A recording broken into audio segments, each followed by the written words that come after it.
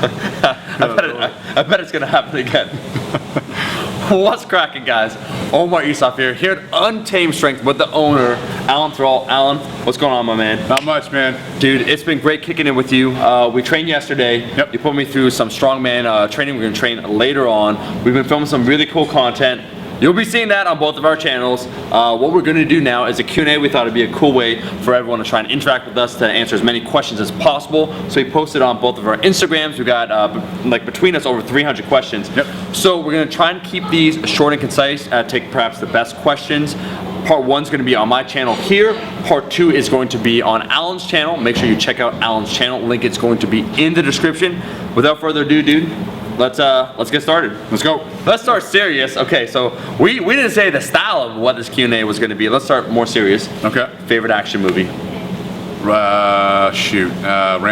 Oh, Rambo. Yeah. I'm probably gonna go Terminator 2: Judgment Day. Yeah. Because I saw that movie when it was in movie theaters and it blew my mind. Yeah. I'm a bigger fan of Stallone. Yeah, oh, than I am of what? Arnold. Yeah. No. I'm a diehard Rocky fan, so what? Yeah, Okay. I'd pick Rambo. Hey, you know what's my Rocky is written by the same dude, Karate Kid. Yeah. When he fucking Get the Mr. Miyagi look with the this is literally like the similar pattern. When he crane kicks the dude at the end, amazing. My life was made. It was a hard kick too. Yeah.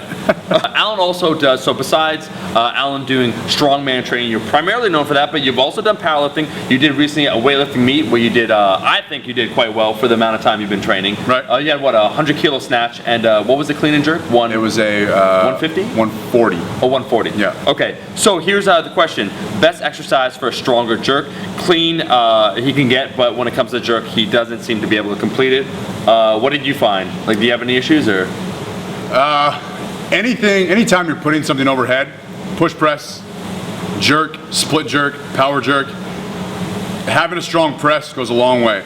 So I see a lot of guys who are trying harder to increase their jerk, and really you're just weak. Yeah. So get better at pressing things overhead and your jerk's gonna go up. If your strength is there, you have a solid base, a solid foundation. Working on technique is only gonna better your jerk. These traveling beyond toes while squatting, is it a recipe for disaster? I need the final answer for this claim. Is it true or not? Absolutely, it's not true. Alan, do you want to add to that? I think that's the short, simple answer. We have videos on like squatting, about the knee. I'll link some in the description, but the short answer is no. The short answer is no, absolutely. Look at any Olympic weightlifters, which some people might consider the best squatters in the world, the purest squatters in the world. Their knees are always in front of your toes. You have, in the snatch in particular, being extremely vertical, a vertical torso, your knees are going to go over your toes. What people mistake that for is when their heels come up off the ground and they're on their toes, knees traveling too far forward, that could be a problem. But if you're flat on the ground, your weight is evenly balanced and your knees are over your toes, nothing wrong with that. How long did it take you to grow your hair out like that? So, the main. You want to go first or what? Oh, dude, I was gonna say, I've had long hair since what, 17. I don't know about you. Okay, so before I opened Untamed Strength, I was in the Marine Corps, United States Marine Corps, so I had no facial hair, high and tight. I have not cut my hair or trimmed my beard in over 3 years. March 21st, 2016, about a month ago, was my 3-year anniversary. No shave, no haircut. Did you do anything to celebrate?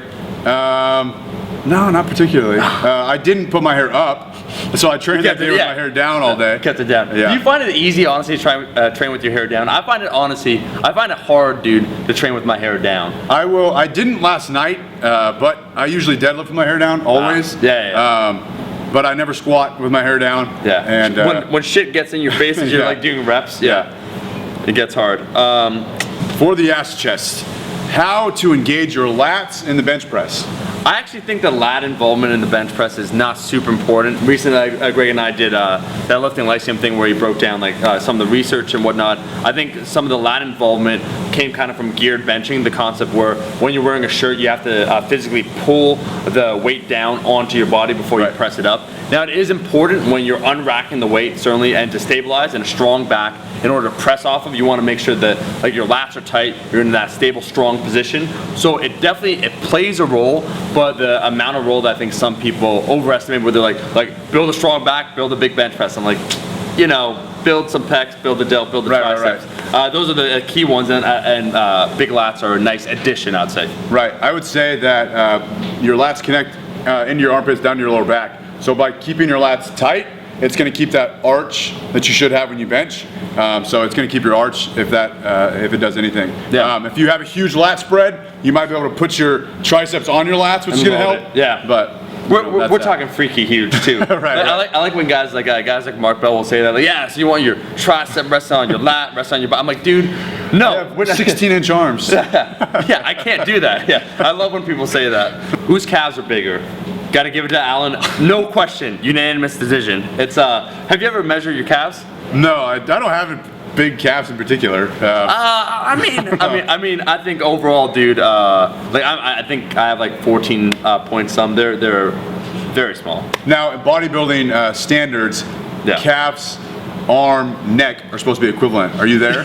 Yeah, for the golden ratio, Steve Reeves style. right. You're supposed to have arms the same. So my arms are, now that I'm cutting, they're like 16. My calves are about 1.5 inches shorter and smaller, and my neck, I'm not sure. I think, yeah, so you're almost stage ready. Yeah, I'm like, I always like to say I'm about 2 weeks in a year out. You know, always at any given time, I'm 2 weeks in a year out. What age is it appropriate to start training? Alan, you train still a lot of people. I'm sure you get asked this question by parents. What age do you feel is appropriate for kids to start lifting? I think you can start resistance training at any age. It doesn't have to be barbell training. You don't have to be in a rush to get your 6-year-old to squat 225 pounds. I think things like holding on to monkey bars, doing monkey bars, maybe getting into gymnastics, rings, doing sandbag carries, sled pulls, sled pushes, prowler stuff.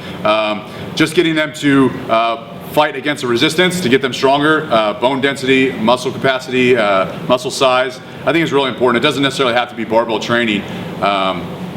So any age, really. Will a front rack hold help in increasing trunk strength in the back squat, since it helps with the front squat, which complements the back squat? Work the accessory for the secondary, for the primary. I'll say this, I find one of the best if you talk about torso rigidity. Going back, shout out to my boy Greg Knuckles. He was the one that first turned me on to the 10-second breathing pause squat as a means of increasing that torso rigidity. I do find he's talking about perhaps the trunk holds where for front squats you hold it at the top for like 5 seconds. You do a negative, hold it at the bottom position, try and increase kind of like that, the thoracic erectors. I do think depending upon how you squat, it can have some transference. I don't know if it's the best one. I would say it's not. But if you high bar squat, again, there's a demand because it's high on your neck for those thoracic erectors. But if you low bar squat, it's not nearly as important. Right.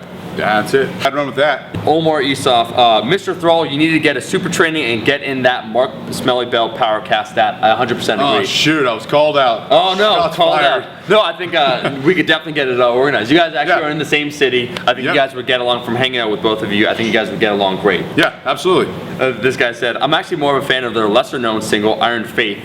That guitar solo, dare I say it, was heavenly. Hey man, thank you guys for supporting our music. Yeah. The collab of all collabs, long-haired, line-maned motherfuckers with all the lifting knowledge. That's a funny way of describing it. Yeah, really. Hey, Alan, for those that don't know, actually, you are a squatting maestro. People say fat thighs, I say quads of gods. You got what is your best 20 rep max on the squat? It's insane. It's 395 for 20. Yeah. I failed 400 for 18. Yeah, oh, you only got 18 at 405. You're a piece of shit. Like, what does that even mean? Alan, you're great at reps when it comes to squats. You said your best 395 for 20, and then you said you only got 405 for 18 reps. And you squat well over 500 pounds. What are your best tips? And also your squat form is clean. Like it's not like one of those like it's almost parallel and it starts like kind of slow. They're like very good depth, good position. Like throughout the movement, you remain in a good position too. So what the fuck's your secret? Okay, so it's something that's going to let a lot of people down because they don't have control over this. But I started at a very, very young age, and I had a coach, a high school football coach, who knew what he was doing. Yeah. And he taught me about depth, about spinal position, yada yada yada. And so I started when I was really young, so I didn't have any. I wasn't 30 years old and mobile as a piece of glass trying to squat. So I was able to learn, and that carried me a long way through. But squat a lot. To get better at the squat, you got to squat a lot. And you know, that doesn't mean that you have to squat more every single training session, every single day. You have to kind of rotate the style of effort, I guess. But squat more to get better at squatting.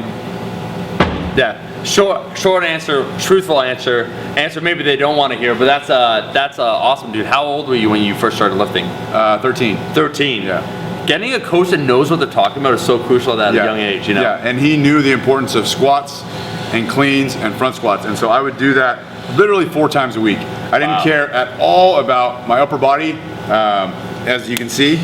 So that was definitely a base. I think that you know, squatting so much when I was young definitely put me where I am today. Well, guys, that is the video. Alan, thank you so much for being on. Absolutely, thank you for having me. Dude, this is only part 1 though. You should go right now, and I mean literally right now, because we're gonna coordinate this to post these at the same time. There's a part 2, it's going to be on Alan's channel, so head over, the link is going to be in the description, and make sure you subscribe and check it out. Alan, anything you want to close out and say?